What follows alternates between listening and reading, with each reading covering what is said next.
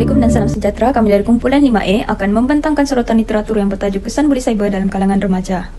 Buli cyber merupakan satu penggunaan komunikasi yang bertunjangkan teknologi dan bertujuan untuk menimbulkan gangguan ataupun ugutan terhadap seseorang individu. Malaysia berada pada kedudukan tempat kelima di dunia dan pertama di Asia dalam isu buli cyber pada tahun 2018. Isu buli ini sering berlaku apabila wujudnya dua kumpulan, iaitu superior dan inferior.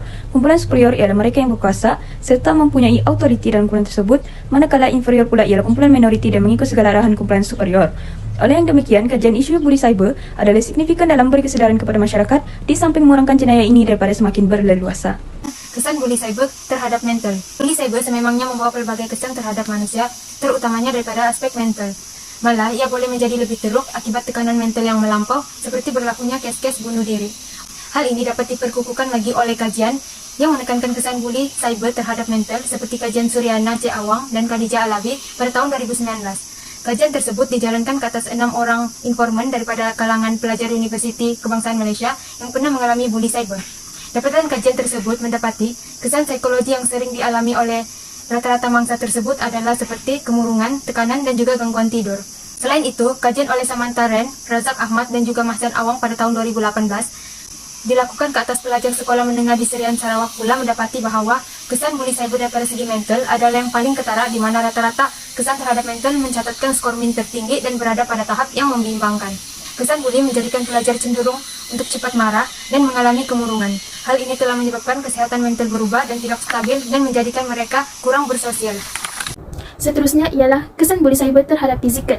Menerusi kajian yang telah dijalankan oleh A. Aiman pada tahun 2017 di mana bertajuk Mangsa Buli dan Kesan Buli, telah mengetengahkan beberapa bentuk kesan buli, iaitu kesan psikologi dan fizikal, di mana ianya adalah satu kesan jangka masa panjang dan jangka masa pendek. Kajian ini, pengkaji telah melakukan satu kaedah perpustakaan dalam memperolehi data daripada kajian-kajian lepas untuk mengukuhkan setiap pendapat pengkaji tersebut. Pengkaji juga berjaya mengemukakan kesan buli terhadap fizikal seperti ketidaknormalan otak yang dapat mengakibatkan penglihatan ingatan. Pengkaji ini juga mencadangkan beberapa langkah bagi mencegah masalah buli tersebut.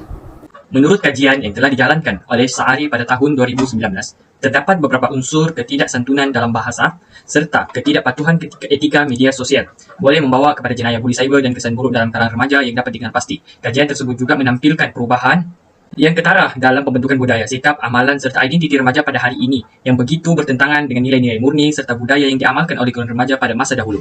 Kaedah penceritaan telah digunakan dalam kajian ini ataupun lebih umum lagi kaedah kuantitatif, iaitu kaedah temubual terhadap responden yang terpilih. Papasan kes beserta perbincangan hasil kajian yang dilakukan bersama teori-teori berkaitan diharapkan mampu memberikan gambaran yang lebih jelas tentang jenayah buli cyber dari sudut etika dan sosio budaya serta amalan berbahasa dalam kalangan remaja. Kajian ini jelas menjelaskan bahawa buli cyber ini membawa kepada satu kesan yang melibatkan etika berbahasa dan etika dalam media sosial.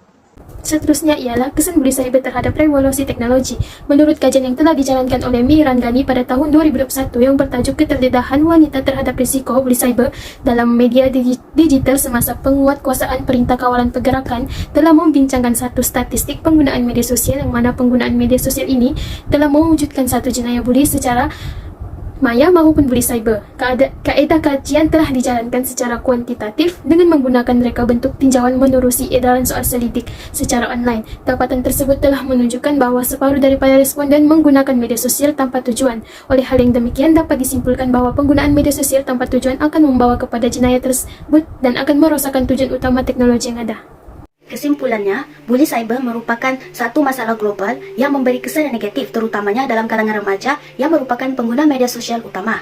Oleh itu, semua pihak haruslah berganding bahu untuk menangani masalah buli cyber ini. Sebagai contoh, pihak Suruhanjaya Komunikasi dan Multimedia Malaysia perlulah sentiasa memantau aktiviti-aktiviti yang melibatkan buli cyber di media sosial agar buli cyber ini dapat ditangani dengan sebaiknya. Selain itu, ibu bapa juga haruslah mengambil peranan dengan mereka disarankan menggunakan aplikasi parental control untuk memantau aktiviti anak-anak dalam talian. Seterusnya, bagi pengguna yang berhadapan dengan ancaman cyber, boleh membuat laporan antaranya kepada Polis Diraja Malaysia, Suruhanjaya Komunikasi dan Multimedia Malaysia, atau kerajaan juga telah mewujudkan akta bagi melindungi mangsa buli cyber, iaitu Akta Jenayah Komputer 1997, Akta Komunikasi dan Multimedia 1998 yang dapat menangani gejala buli cyber. Hal ini yang sewajarnya dilakukan bagi mengekang tindakan buli cyber oleh mereka yang tidak bertanggungjawab. Sekian, itu sahaja daripada grup kami. Terima kasih.